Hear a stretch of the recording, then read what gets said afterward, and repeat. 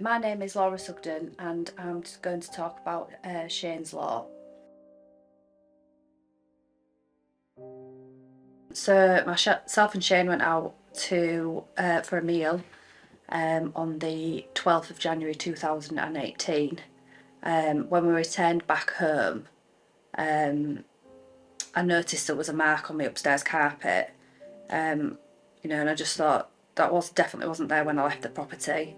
So I opened the spare bedroom door, and there was nobody there. And then I pushed open my daughter Isabel's bedroom door and stood behind the door. Once the door opened was Tony Lawrence with what I now know to be a crossbow. He then kind of backed me into my bedroom. Shane must have heard him shouting, me shouting like, "What are you doing in my house?" Shane's then come up the stairs, and a short while after that, Tony's left the room and sadly shot Shane. I didn't actually hear the shot because it was silent, and then Shane came into the bedroom. The crossbow had gone straight through his arm into his body. I was trying to reason with Tony and say, why are you doing this? He told me that I had a listening device and that he'd been listening to us reporting him for growing cannabis. And I suppose that's kind of the only motive that there was, really.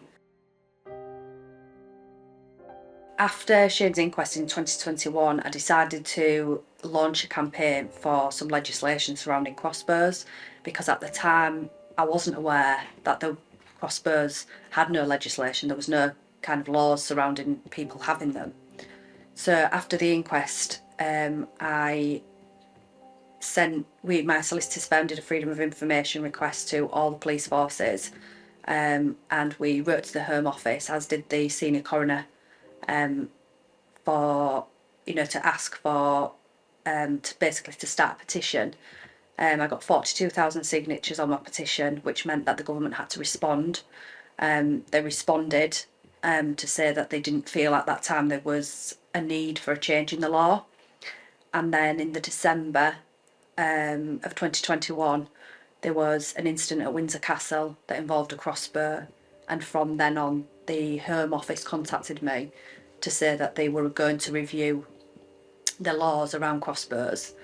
I was invited, myself and my solicitor were invited to the Home Office, and we discussed obviously the evidence that we'd come up with while we'd been looking at things, and they told us that they would obviously review everything that we had and do some investigations themselves.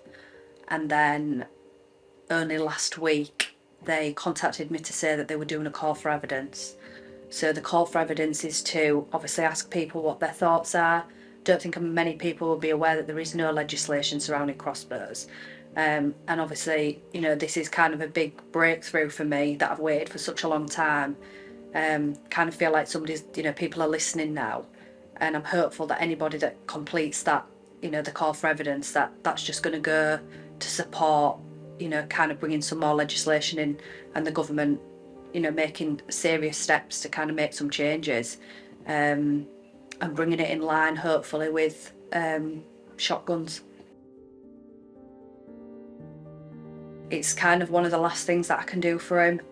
So to have something changed would mean the world to me, and I know that it's kind of part of his legacy, that it hasn't, his death has caused something to change, and that can only be a positive thing.